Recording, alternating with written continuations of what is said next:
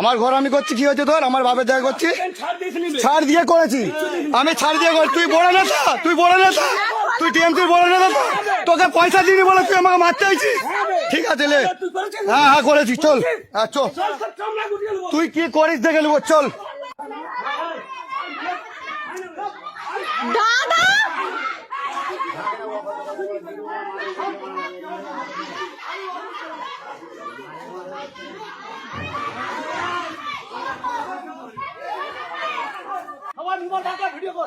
কর কর, ঠিক আছে।